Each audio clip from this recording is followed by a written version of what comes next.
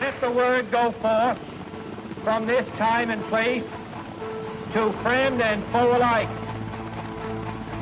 This is preeminently the time to speak the truth, the whole truth, frankly and boldly.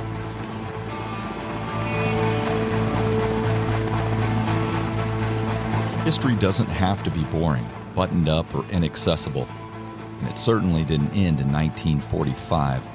It belongs to all of us, and we share and add to it every day. Welcome to the History A Go-Go podcast, where I interview interesting guests, cover a motley crew of topics, and it's a place where you can sit, think, and drink all at the same time. I'm your host, Rob Mellon. Welcome. My guest today is historian David Harbin. He holds history degrees from Western Illinois University and Illinois State University. He is an expert in 19th century Illinois history. Harbin has been a history professor for more than 20 years, currently teaching at John Wood Community College in Quincy, Illinois, and as an adjunct professor at Culver Stockton College in Canton, Missouri. He has researched extensively on the Mormon Wars of the 1840s, which will be our topic of discussion today. Welcome, David Harbin. Thank you, Rob. I am glad to be here. Thanks for the invitation. Always excited to, have someone want to talk about history. So, clear the calendar and show up and, Well, that's what we do here. That's excellent. That's excellent. David, it is tradition here to accompany the conversation with a special brew. Now, today, since we are talking about Mormon history in Illinois, and to be respectful, we have Coors Non-Alcoholic from the Coors Brewery in Golden, Colorado. Now, our family vacation a few years back, we stopped in Golden. That is a great town, and Coors has a really cool tour. It's highly recommended. It's such a beautiful part of the country as well. Now, Coors NA was introduced in 1997. The Germans, as many people know, do a really great job with non-alcoholic beers and other beers just in general. But American companies, they just don't do a very good job with non-alcoholics in most cases. But Coors NA, it does a surprising nice job. It's only 65 calories as well. If you want to suggest a brew or a topic for a future episode, just subscribe. Make sure you subscribe. That's the best way to get the episodes immediately when they're available.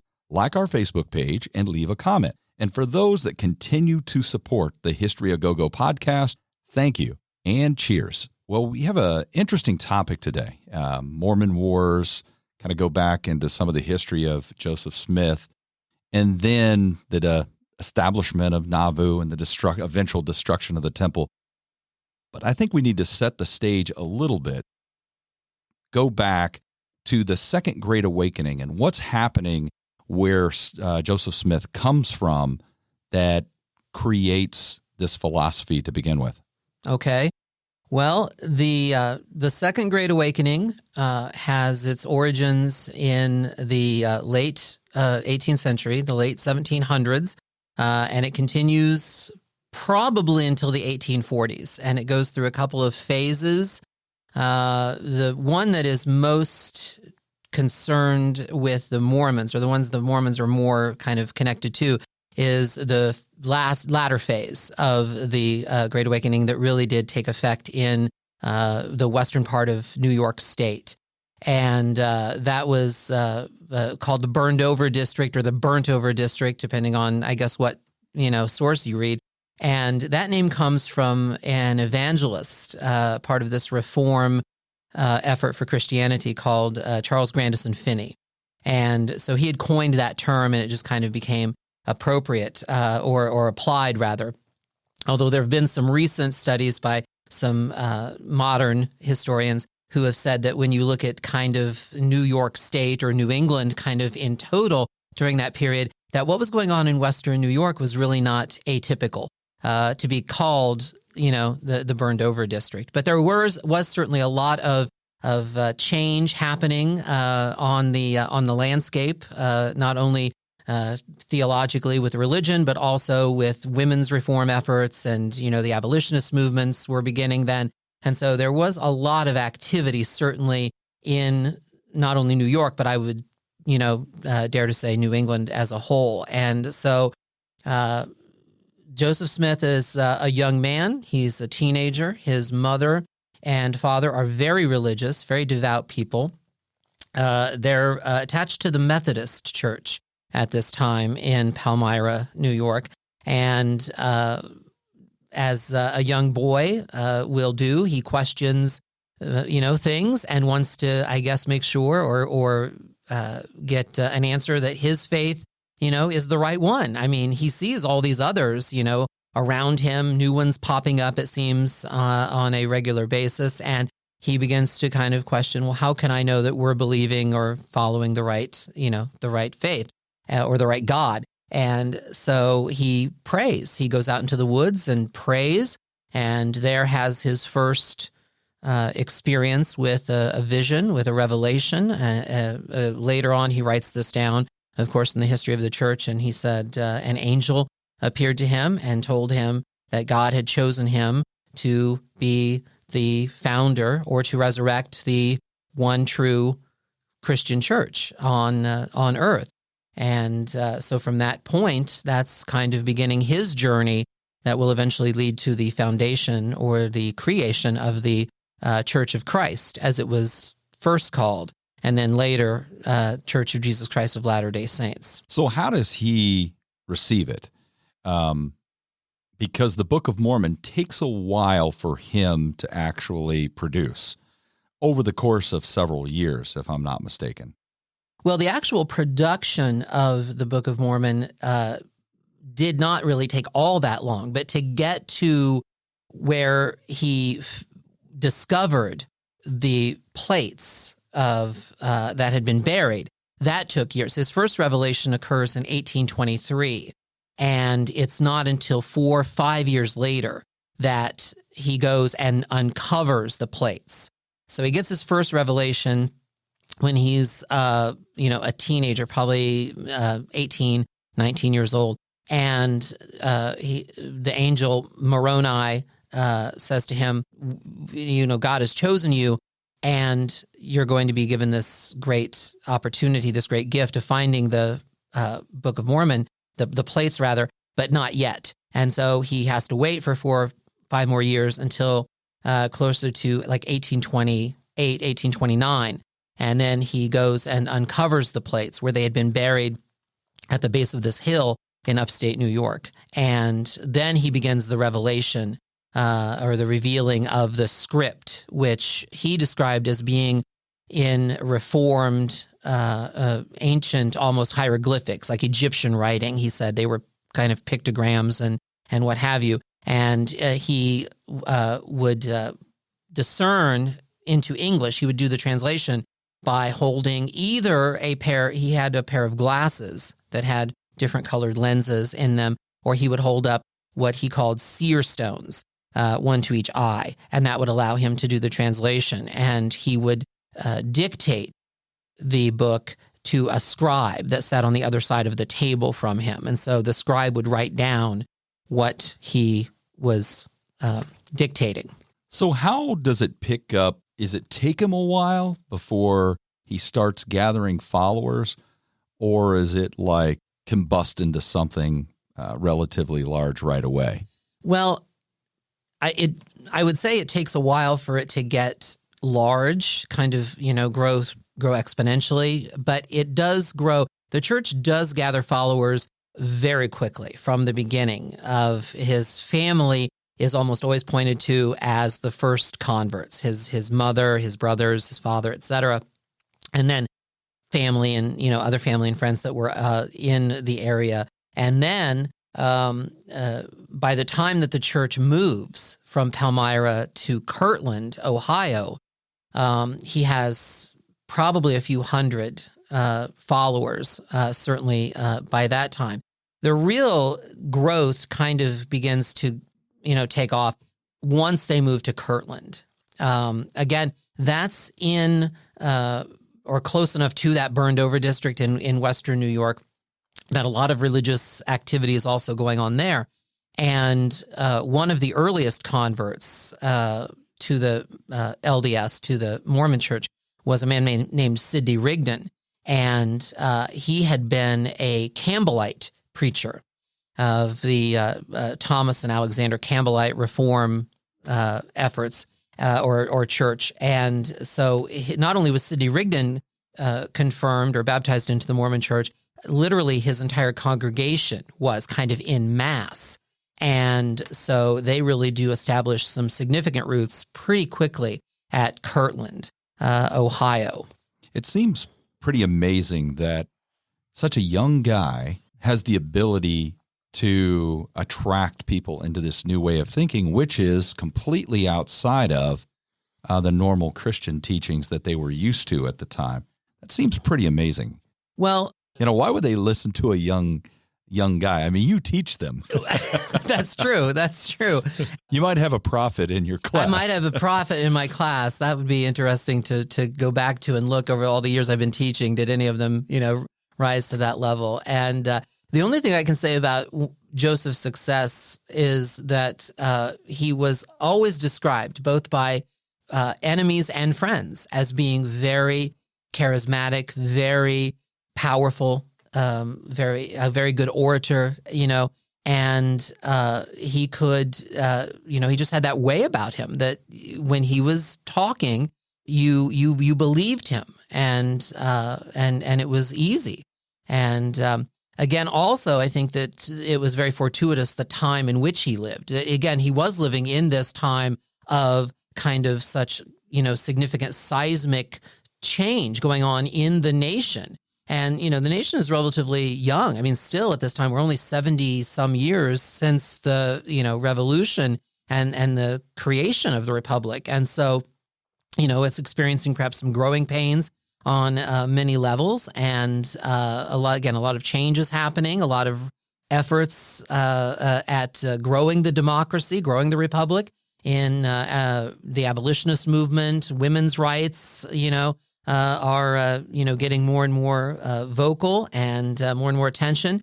And the nation is certainly moving westward. Expansion is happening. And so I think there's a lot of factors that are going to contribute to the success not only of the church, but of Joseph in helping, or growing the church and, making it successful.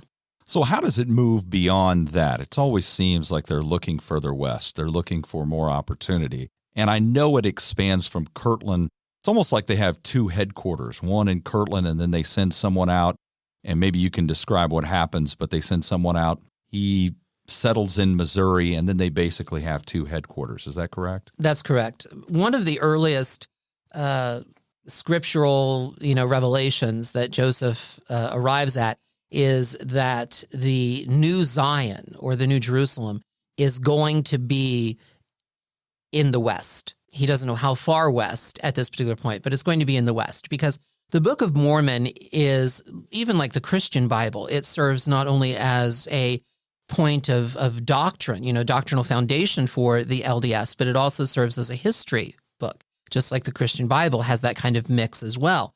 And so the Book of Mormon is a testament of the people on the North American continent at the time of the Bible, that there were these groups of ancient people from what we refer to now as the, Middle East, that region of, where Palestine and Israel and the Mesopotamia was and all of that. But from that region, that these people left hundreds and hundreds and hundreds of years ago and made their way to North America. And so the Book of Mormon is a history of two of these groups, the Lamanites and the Nephites. And the Lamanites were the group that kind of fell away from God. They were the ones that kind of fell into darkness, if you were, to sin. And the Nephites remained faithful. And the Book of Mormon was buried by the last survivor of the Nephites. There were all of these wars that took place between the Nephites and the Lamanites, and the Nephites ultimately lost until, of course, it could be found again by Joseph and the church could start anew. And so the Lamanites in Mormon saints, LDS history, are the Native American people. And so it was always the thought that you move closer to where they are located so you could proselytize to them and minister to them and bring them back into the folds of the church. And so Joseph is establishing, you're right, a headquarters of the church at Kirtland with the Sidney Rigdon congregation and forming up that there in the mid-1830s. And he sends a group led by Oliver Cowdery and some others to Far West, which is near Independence, Missouri and Kansas City, of course, today. And they began to reach out to the Native Americans who are literally just across the river, just across the border there in the territories. And so for a while there are these two kind of focal points of Mormon, thought or Mormon, faith, one in Kirtland and one in Far West. And it's only when things go sour for the Mormons in Kirtland that Joseph says we have to pick up kind of, in total lock, stock, and barrel and move to join our brethren in Missouri. It's not uncommon for the utopian societies or groups like the Mormons to start to raise concerns of the non-Mormons or those who don't follow in these other utopian societies, which had sprung up sporadically around in the Western, what we would call the Midwest today, but Western territory for them. What problems does he start to encounter, and what drives him to Missouri? Well, the initial problems in Kirtland that caused them to move had nothing to do with the beliefs that the Mormons were, espousing at that time. Again, there's so much going on that, they really haven't yet perhaps established themselves as being so different, quote unquote, or so far out of the mainstream to draw that kind of attention. But in the 1830s, it was not uncommon for private entities, even such as a church, to issue banknotes. And so at Kirtland, Joseph has this plan to start a banking society. And so he sends one of his disciples, one of his apostles, to Washington, D.C. to get congressional approval for this new undertaking. And he sends another of his apostles to Pennsylvania to get plates by which they're going to start printing banknotes. And the apostle that goes to Philadelphia or goes to Pennsylvania is successful in getting the plates, but the one that went to D.C. does not get congressional approval. So they are not able to legally start, this banking society. It was going to be called the Kirtland Banking Society or the Kirtland Safety Society. And they fail in that effort, but Joseph says, I have an idea. I will add anti to the front of the plates and call it an anti-banking society. So I will still issue these notes, except they're not going to be backed up by, anything solid, like specie, like gold or silver. And so he starts issuing notes to both non-Mormons and Mormons alike. And this is in the 1830s, 1836 or so, 1837, about the time that in Jacksonian democracy, in Jacksonian America, Andrew Jackson is beginning to wage war, or continuing to wage war, rather, with the Bank of the United States.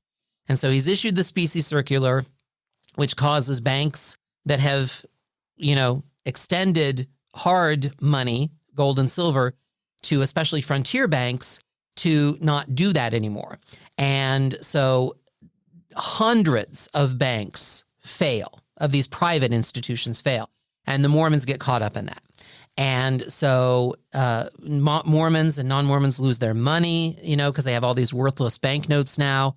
And Joseph is sued by people. Suit is brought against him. I think I remember reading somewhere where it was 14 or 15 various lawsuits were brought by individuals against him. They wanted their, money back. And so the initial problems that drove the church to Ohio were more secular than they were sectarian, than people having problems with their, odd way of, interpreting the Bible or, worshiping or what have you, because that really wasn't on anyone's radar yet. So he has some legal and financial trouble, and then he ends up in Missouri. Does the church then start to expand out once he relocates to Missouri? Well, the church has been expanding, because one of the things that happens almost immediately from the time that the Book of Mormon is first published in 1830, and about 5,000 or so copies are in that first printing, one of the first things that he does immediately is he sends out missionaries to already start doing the conversion process. And he sends them to Canada, and he sends them to England and Scotland, the island or the United Kingdom, and they began to see results almost immediately. And so there is this flow of new converts to wherever the church is located almost from the beginning. So they've been seeing steady growth for about 6 or 7 years already by the time they get to Missouri. So is it one of those cases where they're kind of slowly developing, and the larger they get, the more concerned the residents in that area get? Yes, because when they're small, it's inconsequential. It's inconsequential for perhaps, 2 primary reasons. Number one, it's so small and inconsequential, it's not on anyone's radar yet that they even exist. Or 2, they are so small and inconsequential that it's thought by the neighboring communities, if they ever do become problematic, we can easily handle them because they are not yet of size. But as the Mormons continue to grow and, become more vocal and prominent, start forming visible into militias. Yes, which they don't even do until they get to Nauvoo. They didn't have a militia in Missouri? No. Well, they didn't have a militia per se. When the Mormon group in Far West starts experiencing problems from the non-Mormon Missourians, Joseph is in Kirtland at that time, and he raises a several hundred strong kind of expeditionary force, if you will, to go to the relief of the Mormon population in Missouri. And this is called Zion's Camp. And so they kind of do this long infantry march, if you will, from Kirtland to Far West. But by the time they get there, the troubles had eventually kind of dissipated by then. And so they didn't see any real action. But yeah, as far as an official militia, with state sanction, that doesn't happen until they get to Nauvoo. What really did kind of worry the Missourians, especially as the Mormons began to grow, is the power that they could bring to the ballot box as a voting bloc. And this is going to get them into trouble later in Illinois as well. That I knew. But it's more immediate in Missouri because Missouri is, remember, a slave state. And so they're seeing this huge influx of new residents who they speak English, but they have funny accents, right? Because they're from Scotland or England or Canada even. And so they're outsiders. Also, their perception, the Missourians' perception of the Mormons is that they are they're anti-slave, that they're abolitionists. And even though Joseph really has yet formally taken a stand on the slavery, position on this peculiar institution. And so, but the concern of the Missourians is that these Mormons will vote as a bloc and eventually work to vote out slavery in their state. And so the political problems of the Mormons are very quick to rise in Missouri. And there's some outbreaks of violence when the Mormons try to vote in a town called Gallatin over in Missouri near Far West and Independence. And so that really does get them into trouble. But only later then in Illinois will the political problems be so evident, because initially when the Mormons arrive, both Whig and Democrat are trying to court that voting bloc. Right. So it's an entirely different scenario from the beginning and takes a few years for both Whig and Democrat parties to rise to the level of saying we don't need their votes that desperately. So what leads to a more substantive outbreak of violence, or the Battle of Crooked River is referenced sometimes, October of 1838. Is that what really solidifies from the whole state level, from the governor on down, a movement to drive the Mormons out? Is it after that, Crooked River? It's after Crooked River, which seems to have been largely just a tragic misunderstanding on both sides. And so, but it was an effort by non-Mormon Missourians to forcibly drive out this enclave of Mormons. And this, of course, is after the Mormons had already been relocated from near Independence. You know, the Missourians had created essentially 2 new counties that were going to be all Mormon, and hoping that kind of segregationist policy would kind of tamp down some of this animosity, and it did not, of course. And the non-Mormons still felt threatened, and so there was a Missouri militia that rode to this Mormon settlement near Crooked River, and shots were exchanged. And I think there were 3 or 4 casualties on the Mormon side and a couple on the Missourian side. So it wasn't a bloodbath by any stretch, but still, loss of life is tragic, especially over a misunderstanding.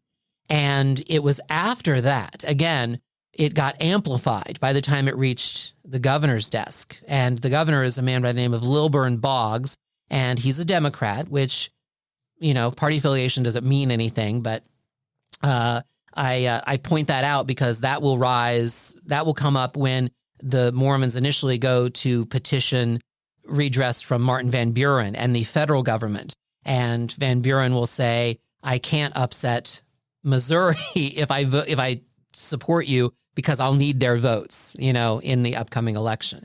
And so when it lands on Boggs's desk, that's when he signs an executive order from the governor level. It's Executive Order 44. That was going to be my next question, because that's a pretty famous executive order. And what's laid out in that? Among many things, and I think the main thing that you're alluding to is the extermination part of that order. And there is a line in the order which says if the Mormons will not leave of their own accord, even though we're forcing them to leave, but if they will not leave, you can, to the militia, he's now mobilized the state militia, he says you can kill them. And believe it or not, this order was still, it wasn't in effect, but it hadn't been repealed until the 70s. So 18 or 19? 1970. Executive Order 44 was still there. And I think that a historian or a grad student maybe doing some digging uncovered it and, kind of made some sort of controversial statement like, well, it's still okay to, kill a Mormon in Missouri in the 20th century. And it wasn't, but it's, just one of those laws that, like you can't chew gum in, this city, or, one of those weird laws that's still on the books, even though it's not in force anymore. But anyway, so Executive Order 44 did allow the Missouri militia to forcibly move the Mormons out or kill them. And the actual worse incident of violence is associated to this Mormon War of 1838 occurs after the extermination order at a place called Haun's Mill, where several families had taken up refuge. They chose not to go to the Caldwell County or to Daviess County, which is where the Mormons had kind of established, some security, and they were on this farm essentially. And so a number of families had taken up refuge there, and about 250 Missouri militia find them there or descend on this settlement and kill about 17 or 18 men and children, young boys. And the women, of course, are largely spared any violence, but they witness all of this. And the testimony that they give later in transcripts is chilling of what they saw these militiamen do, to the men and boys of this camp. So, and that's, of course, when that occurs in October of 1838, the Mormons are given until March of 39 to leave the state in mass. They start leaving in February, and that's when they come back. They've been making this slow progression westward. Now they come back east to Illinois. And remember, there are no bridges across the Missouri or across the Mississippi at that time. So they're walking because it froze pretty completely. And there's this pretty vivid, haunting description of Emma, Joseph's wife, kind of shuffling across the river with her children, her young children, kind of clinging to her petticoats as she, flees literally for her life. Her husband and several other Mormon leaders are in jail. They'd been arrested following Haun's Mill. And so they're in jail in Liberty awaiting trial. And Liberty's over by Kansas City, I believe. Yes. It's now a suburb of Kansas City. So that leads them to the Mississippi. And can you describe, at least in Mormon history, and it's kind of interesting, I think it's fascinating that as a non-Mormon, you're so learned in this area. But what is the City of Refuge in Quincy, and what role do they play in the church?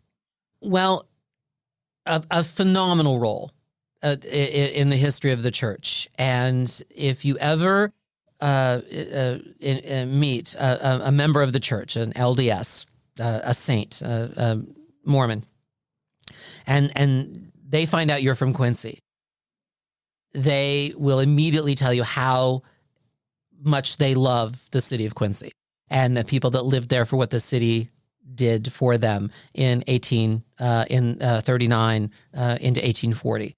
And it's really, I would say, for two reasons that Quincy does this. First of all, it does have a history of helping what I would describe as the disenfranchised. There are there are a number of accounts of Underground Railroad, stations, the Dr. Eel's house and others in town.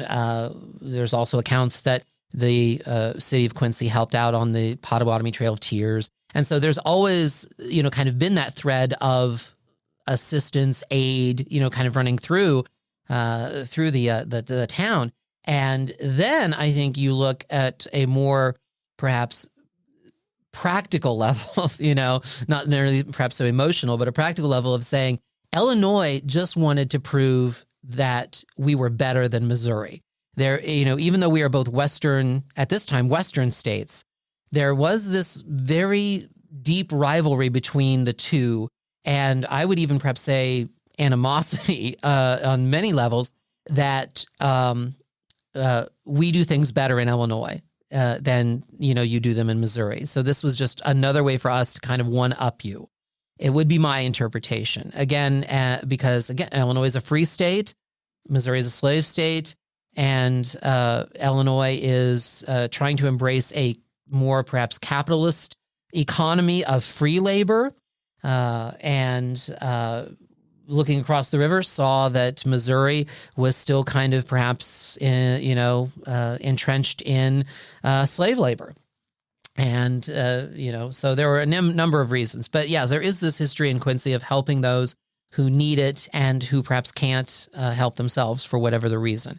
And you have to remember that at the time that the Mormons come in, they're numbering in the thousands. And Quincy is perhaps 1,500, perhaps maybe 1,800. And so, yeah, I read there's like 3 times as many or 4 times as many I would Mormons say that's, as there were actual Quincyans. Yeah, that's easily, I think, an accurate number.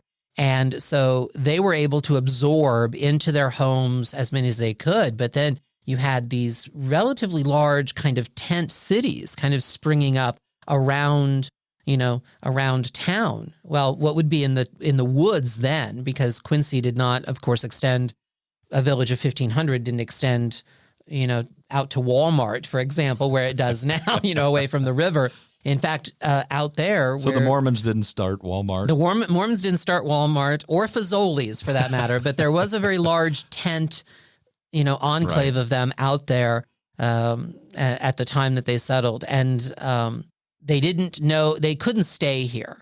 There was just no way for the resources of Quincy and couldn't sustain it. Of course, Illinois is also going through, its own kind of economic spasms or throes as a result of, the panic of 1837. And again, the effects of the Bank War, which also impacted the Mormons, as we talked about a moment ago. And so when they're able to do what they can, but they know they need to relocate to, a different area within the state is what they're looking for.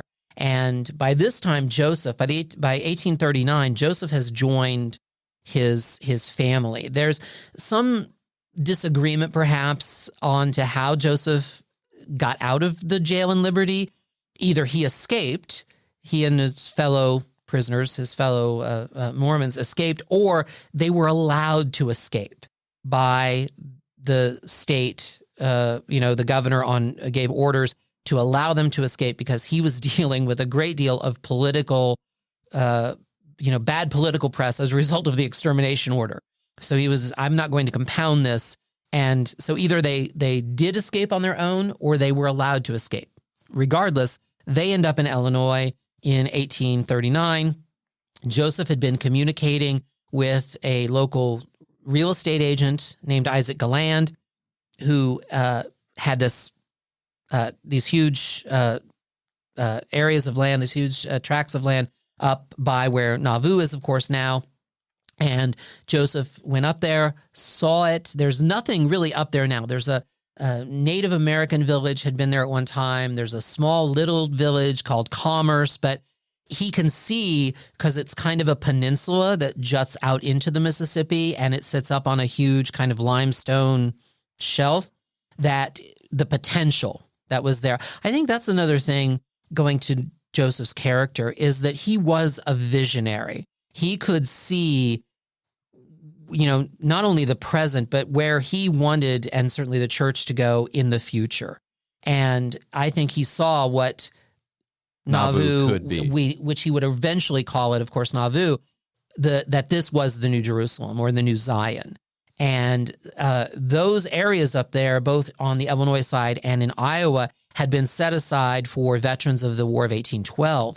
And very few of them actually made the journey west to settle the land, and had instead sold their land to speculators.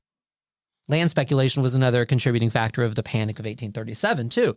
And so Galland had these territories to unload relatively on the cheap. And so the entire Mormon population that had been welcomed in Quincy picks up, moves up to Nauvoo, up there in Hancock County, and begins to set up stakes. And how does that develop over time to the point, I believe, they became the second largest city in Illinois?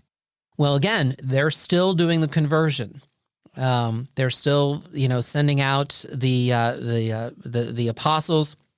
In fact, Joseph had been in jail in Liberty, and so and some of the leadership had been in jail with him, and so that left Brigham Young, who was the eldest or the most high senior member of the quorum of the 12 apostles. And so he really did kind of orchestrate the exodus to Illinois. But then once they're all gathered in Illinois, Joseph sends the quorum to England, to go and begin conversions. And so you have all these new converts coming in to Nauvoo. Joseph also issued a directive that said to all of the saints in the United States, whether they be still maybe in Ohio or still in Pennsylvania or wherever they might be, to gather at Nauvoo. This was going to be, again, the New Jerusalem, the New Zion. And so there were steamboats of saints coming up the river and wagons coming in every day of, perhaps hundreds of converts, certainly weekly. And they are very communitarian in their efforts. And I sometimes will describe them as being communist, but not communist like Soviet Union, hammer and sickle communist, but in that, as most utopian societies are. I mean, that's kind of on page one of any of their dogma is we have to work together. We are not individuals. And so whether you look at the Amana colony or Oneida or the Shakers or Harmony, any of the litany that we could go down. And so they work to, clear the land, drain the swamp, because at that time, Nauvoo was a kind of malarial swamp. They lost hundreds in the first couple of years that they were there until this was accomplished. And so they get all these new converts, they build houses, they plan the streets, they start work on the temple in 1841. And again, it's that kind of collectivist spirit and industry that drives them. And it really is quite, remarkable. And still to this day, if incident, some sort of tragedy or calamity befalls a Mormon community or a Mormon family, they gather to help out. It's still very strong within the church, of course, even today. But yeah, when the apostles are on these missions and they come back, even though they're gone for a year or perhaps a little more, you look at Brigham Young's diary and other journals of these apostles, they can't believe the kind of stellar growth that has happened in just the few months they've been gone. But again, it all goes back to that powerful collectivism that they have as a group. Seems to me the problems begin for two reasons. One is the Nauvoo Legion, because now you have armed people, and the non-Mormons that are around, they're, of course, frightened by that. And the other one, which you referenced in Ohio, but now is a much larger concern for the people that live in Hancock County, is the political power that seems to be created by all of those people. We're in a democracy, and votes count, and they have the majority of votes. So if you don't get, if you're not cleared by their church politically, you're not going to win any elections. So can you describe those two threats that the local non-Mormons see in Hancock County? Sure. And remember, when the Mormons arrive, when the Saints come across the river in 1839, both political factions in Illinois desperately want them, Whig and Democrat. And remember, the Whigs are the precursors to the Republicans. Sure. And Lincoln, of course, was a Whig, and Stephen Douglas was a Democrat. For the Mormon support, yes, I but know that. both sides courted the vote. Stephen Douglas more aggressively than Lincoln. Lincoln, in fact, fell out of some favor with the Mormons, perhaps not of his own doing. It's just that at that particular time, for that particular election, the Mormon bloc voted for his opponent, the man running against him. But Lincoln did vote for their charter. And that gives us an indication of just how desperately both sides wanted the Mormon vote, is that you have Whig and Democrat working together to get the Nauvoo charter through the state legislature. And they looked at 5 charters. In fact, they looked at all 5 charters that existed at that time. Nauvoo will be the 6th city in Illinois to have a charter. And so they looked at the 5 that had preceded it, and they took parts really from each one and kind of cobbled them together. And one of them was for the creation of the Nauvoo Legion, their militia. Now, the militia does not stand out as unique on its face. Quincy has a militia, McDonough County has a militia, Carthage has a militia. You were required to have a militia. We have a very small standing army. We have no, National Guard. We have no reserves for our military. And so the militia served as a very, useful arm of our military services in case of, war, invasion, tragedy, some sort of event that would require, an army. And you were required to train. You had militia days where you would all get turn out, at the town square and train and what have you. So that was not unique. What made it unique was, first of all, the size of the Nauvoo Legion, which would eventually be almost 2,500 by the time when, at the height of Mormon occupation or Mormon settlement in Illinois, it was 2,500. And the fact that they had a professional look to them. There's an anecdote that says that the two main businesses or industries in Nauvoo were making uniforms for the Nauvoo Legion and brick making for the houses and the structures that were going up, in great number. And so the fact that you had this well-armed military, because one of the earliest converts to the church while they're at Nauvoo is a man by the name of John Bennett, and he has just been named the quartermaster of the state of Illinois. So he can arm the Nauvoo Legion with arms from state arsenals. And so they have uniforms. They look like a professional military force. They have weapons, not only muskets and rifles, but cannon, and they have cavalry. So they have kind of the only thing they don't have to set them apart from the United States is they don't have a navy, and so they would, and Joseph was a general and his brother Hiram was a general, and they would frequently split the Legion up and conduct war games against, each other. And again, one of the reasons that they had to have the militia was it was a requirement. The other reason is that Joseph had, come to the conclusion that he was determined never to suffer the same sort of fate at the hands of non-Mormons that had befallen them in Missouri at Crooked River or at Haun's Mill. If the Mormons were going to be attacked, they were going to be able to defend themselves. And the militia, the Nauvoo Legion, took care of that. Then with the voting bloc, the Mormons were very, or Joseph certainly was, very open to whichever side would give him the best deal. He was not, only always a Whig or a Democrat. He was not a faithful elector in that regard. If the Whig mention any current politicians. If the Whigs, we are talking in the past. Yes. All right. We are.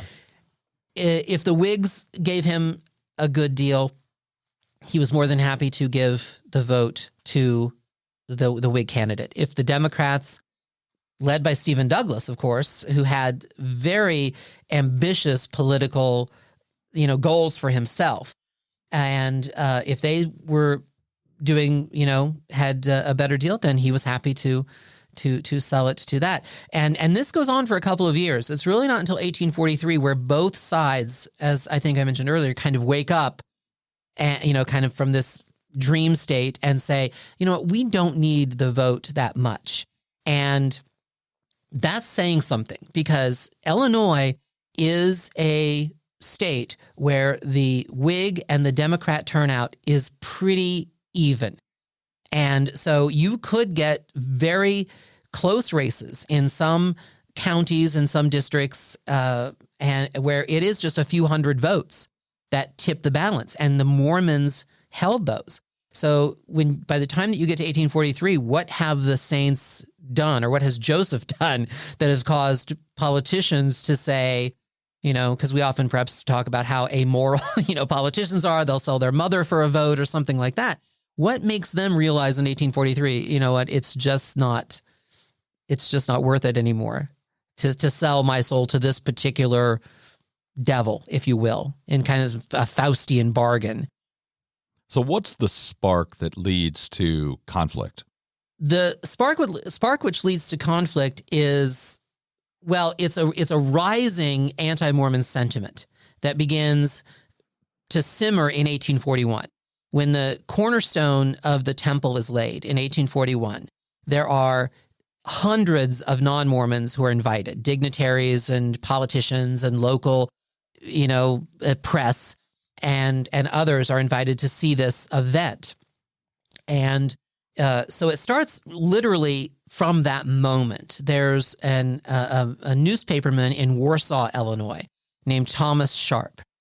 And he is there witnessing this, and he is so affected by it in an anti-Mormon way. He goes back to Warsaw, and from that moment, he starts every edition of his newspaper firing salvo after salvo of anti-Mormon rhetoric at Joseph Smith and at the Mormon Church and at their particular set of beliefs, and it is unceasing.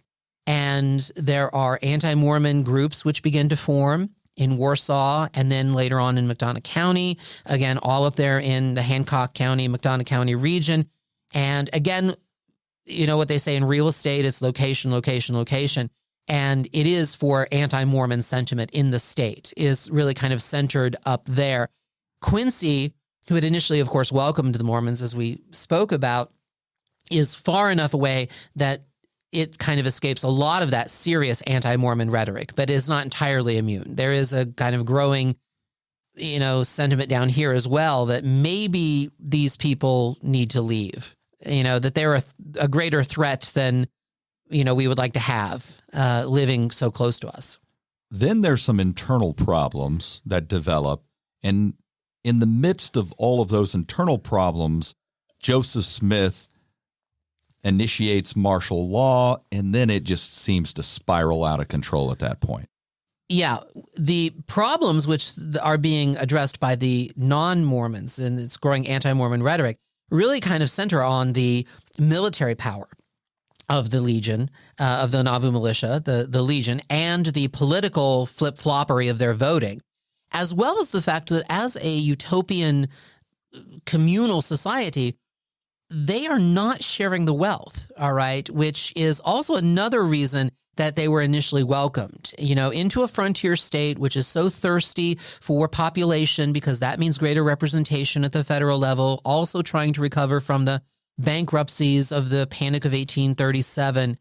They are welcomed and their dollars are welcomed, but their dollars are not being spent really outside of Nauvoo, which is part of, again, the communal mindset. All right. If you can buy a hammer or some other implement from, a Mormon merchant. All right. And one of the first businesses opened in Nauvoo is Joseph's Little Red Brick Store, one of the first mercantiles up there.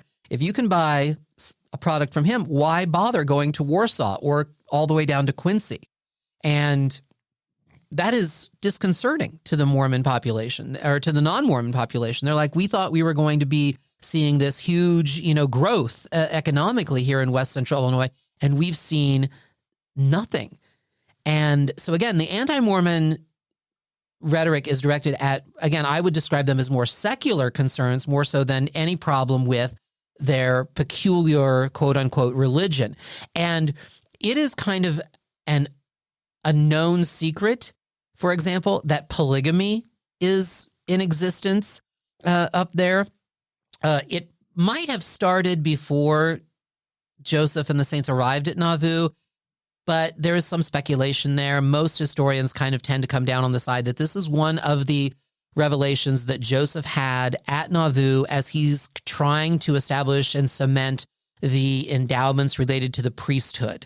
And so just as in the ancient Bible, the the Old Testament rather, Abraham and the other prophets had more than one wife, so too would a select group of Mormon men be able to take more than one wife, even if they were already married to another man. And so, in fact, the same week that the temple cornerstone is laid, Joseph participates in his first marriage to a plural wife. And but so that is known, but you don't get this kind of moralistic crusade of the anti-Mormons going, we have to stop this, kind of hedonistic, kind of bacchanalia or whatever's going on up there at Nauvoo. Again, their concerns are more worldly based. And no matter how much people want the religion to be the focus. In fact, John Bennett is excommunicated. He had a very meteoric rise to, when he joined the church, to become kind of Joseph's right-hand man. He's the first mayor of Nauvoo, elected in a matter of days after, his candidacy. He runs unopposed. And so he's excommunicated when his past history comes to light. Before he joined the church, he was apparently a con artist and a, flim-flam kind of guy. And he'd abandoned his family in Ohio. He was an adulterer and, just not the kind of person you perhaps wanted to be associating with if you were the spiritual leader of a church. And so he's excommunicated, and he will then turn anti-Mormon. And his focus is primarily on the polygamy and on the religion side, but that doesn't get nearly as much attention as the militia and the voting bloc and the economic aspects. But internally, it starts to fracture the church. Some high-placed members of the quorum and of the first presidency, the counselors of the church, the law brothers, and a couple of others, they object to polygamy, and they don't want to be forced into taking another wife. And so they do not feel that Joseph is the prophet anymore, that he's lost the ability to get revelations. It's not that they have a problem with the doctrine anymore. I mean, fundamentally, it's just that they object to where they've seen Joseph take it. And so they fracture. So you have an anti-Mormon Mormon group in Nauvoo, and they start an anti-Mormon newspaper called the Nauvoo Expositor. Right? They're going to expose the crimes that they feel Joseph has done, the corruption that they feel has been done to the church by Joseph and the leadership. And it gets one printing, and Joseph orders the Legion to go in and destroy the press and destroy the building. So they flee. The Law Brothers and their co-conspirators, their cohorts, flee to Carthage, and they swear out a warrant for Joseph's arrest. And Joseph is now being sought by Illinois law. He'd been kind of sought by Missourians ever since he arrived. There are a couple of times where Missouri wants to extradite him back to Missouri to face charges of treason. And the first time, Stephen Douglas quashes that and with a writ, and he says, you don't have to go. And then the other time when they show up in Nauvoo to arrest him, Joseph is conveniently not there. And so they leave and fail to get him that time. But this time, this is Illinois now, wants him. And so he goes up and he wants to be held in Nauvoo. He's very concerned that if he leaves Nauvoo, he will die. He's in fear for his life. And so the governor, Thomas Ford, says to Smith, he says, I will protect you. If you go to Carthage, I will protect you. And so Carthage is the county seat of Hancock County. And so Joseph and his brother Hiram go to the Carthage jail. They're being held there. The jailer is doing his job. He realizes he has to keep them confined, but the jail cells are so just horrific and squalid. And he says, no, you can be down here in my quarters, where I live with my family. And they ate with his family. But the people protecting them are the Carthage Greys, the Carthage militia. And they are being kind of incensed by the, men like Thomas Sharp and some of the other anti-Mormon fire eaters that are up there. And so they're the ones that storm the jail, right? While he's being waiting for his indictment, waiting for the trial and charges to be brought, rather, the Carthage Greys are the ones that storm the jail. And there are 4 Mormons in the cells. And Joseph and his brother Hiram, and a man by the name of John Taylor, and a man by the name of Willard Richards. And John Taylor will actually be the 3rd president of the church after Brigham Young. And so, and Richards is a doctor who's taking care of Joseph and Hiram while in these conditions. They're not in custody per se. So one of Joseph's bodyguards had snuck in a revolver.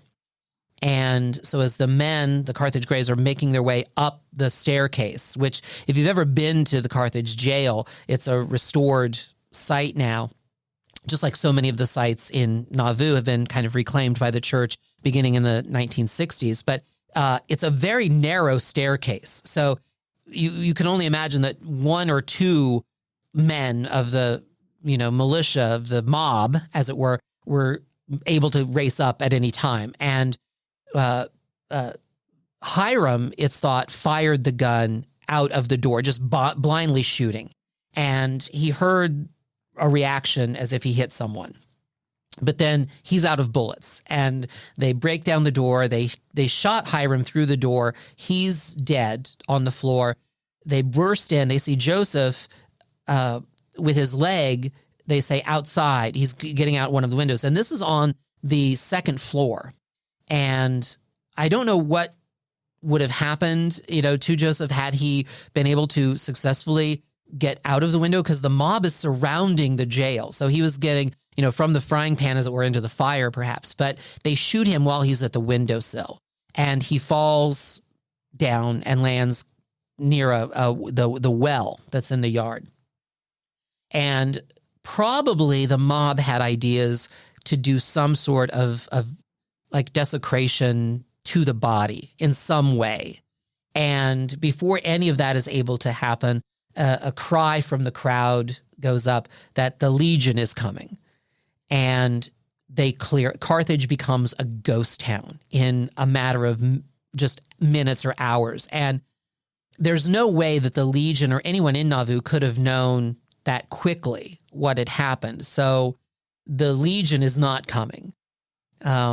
It's just very perhaps fortuitous for, anything to not happen to the bodies that cry did in fact go up, and the Carthage residents believed that the Legion was coming to perhaps enact revenge for their prophet and his brother being held. So this starts a series of harassments and violence against the Mormons, and then that is what becomes known as the Mormon War in Illinois. Yeah, now Illinois gets to have its version of a Mormon War. Missouri had their outbreak of violence, and now Illinois has that as well. And, we hear the term war, and we think that, there were battle lines drawn and strategy, put out there.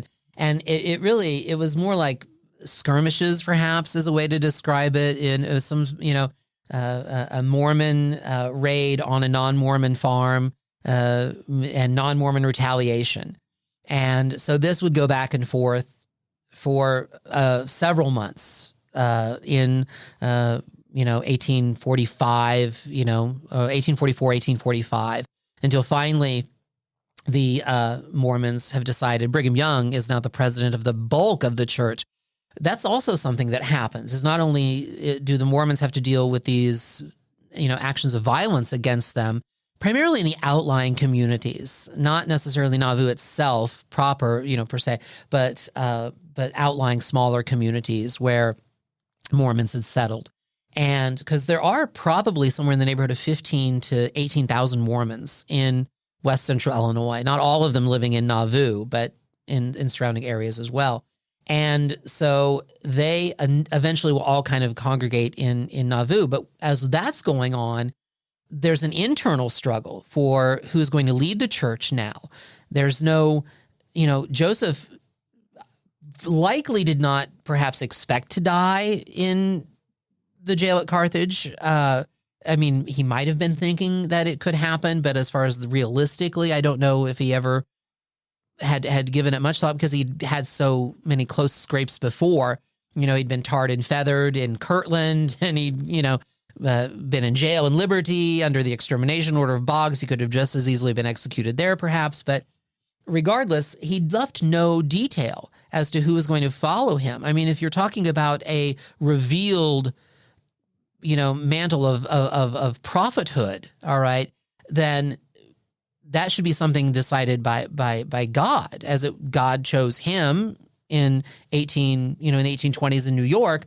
So too should God say, you're going to be the next leader. And so he never said, well, I want my son to follow me, or I want the head of the 12 apostles, and so there are a number of men who lay claim to the throne, as it were. Brigham Young probably has the strongest claim, because he's head of the quorum of the 12 and the most senior member of the church at this point. Joseph's son is not even a teenager yet. I think Joseph III is like 11 or 12 perhaps, but there are a couple of others. A man by the name of Strang makes a claim, and it's actually Joseph's family actually follows him. They stay in Nauvoo for a while after the majority of the Mormons have exited, committed the exodus to what eventually will be Utah territory.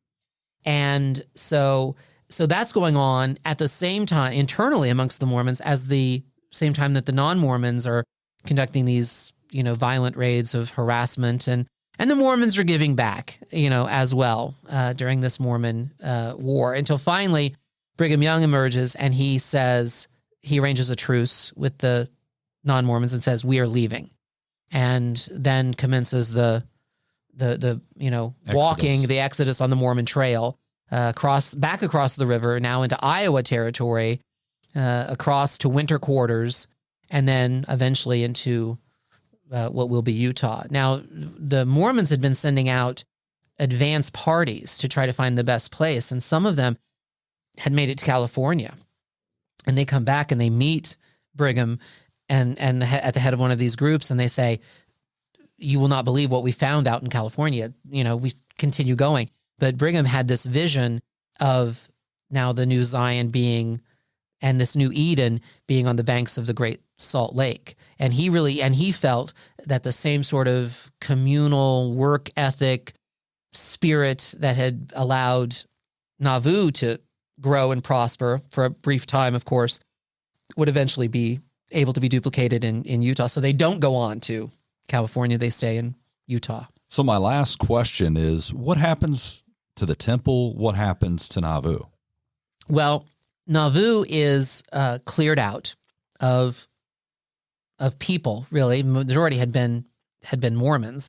And you referenced it earlier that, again, for a brief time, it was the second largest city in the state outside of Chicago. And there's some that say perhaps even for a brief period when they were getting an influx of residents, it might have been the first for a brief time, in its growth. But but most of them have left. Either they have gone to Utah following Brigham Young, or they have left to go to St. Louis, or they're not being around the violence anymore. They're being driven out. So there are probably fewer than 200 Mormons left in the city. Most of the property is purchased for literally pennies on the dollar, just payment of back taxes that the Mormons might have owed. These very nice brick homes, wood frame houses. Again, the Mormons were very, industrious about building those types of permanent residences. The temple is completed and dedicated after Joseph's assassination. And so there are rituals that are performed there, such as vicarious baptism, marriage, or a baptism of the dead, because it's thought, if my father or my relative died outside of, the faith, I want them to be in heaven with me. So I would be baptized, or one of my sons, for example, would be baptized in his stead, for example. And sealing of wives to husbands and families. Many of those were able to take place just before the Mormons left. And so then, shortly after the Mormons leave, and there's just this handful there, the temple is set on fire. And most of the interior is wood, the pews and the roof and shingles. But the exterior is stone. And so it's now just a shell, but it's still a pretty impressive shell. It had originally started to look a lot like the Kirtland temple, which looks a lot like any pretty much standard Presbyterian church of the time. The temple in Nauvoo is the first to go out on its own kind of architecturally, and it looks Gothic. I mean, and it was very large. It was like 90 feet wide by 130 or so feet long. No plans exist, architectural drawings. In fact, when the temple was rebuilt in the early 2000s, they were just going on pictures and descriptions of what it looked like from journals and diaries. And the spire, the steeple, is over 160 feet tall. And to think that all of this was done without mechanized cranes, construction equipment, just again, that intense commitment that communal societies, groups like the Mormons have, it's phenomenal. And so that will actually, the temple will ultimately be destroyed by Mother Nature when a tornado destroys it in the 1850s. The French Icarian communists have arrived in much smaller numbers than the Mormons ever were, but they have settled in Nauvoo. They've bought some houses and some of the more the leftover Mormon property, and they bought the temple square.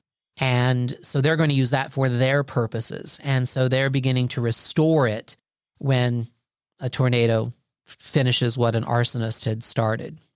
Fascinating story. Thank you, Mr. Harbin. Well, thank you, Mr. Mellon. I appreciate it. Again, like I said, anytime I can be asked to come and talk about history, I am willing to do so. And I should have said in the beginning, make sure that you shut me up, because I will just talk. I will just talk until I get tired, because it's just a fascinating subject to me. Not only the Mormons, but history in general. I just enjoy it. So wonderful thing that you're doing here, by the way. Allow me to give you props for this enterprise. It's a needed thing, in my opinion.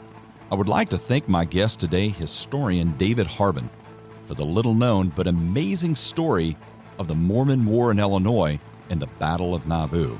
The featured brew was Coors Non-Alcoholic. Now, Americans are not known for non-alcoholic brews, but Coors NA is surprisingly tasty, and it's available at the Hy-Vee Wine and Spirits in Quincy. I want to encourage the listeners to become members of the Historical Society of Quincy and Adams County. There's several great benefits. Just go online, hsqac.org, for more information. The music was provided by the great Bones Fork, who have new music coming soon. We're looking forward to that. Remember to subscribe to the podcast and leave a review, and like our Facebook page and leave a comment. Subscribing is the only way to get the episodes immediately when they become available. I want to say thank you to all of the listeners, now from over 40 countries. There are many more interesting guests on the way and several cool topics. And join us again next time when we talk, think, and drink on History A Go-Go.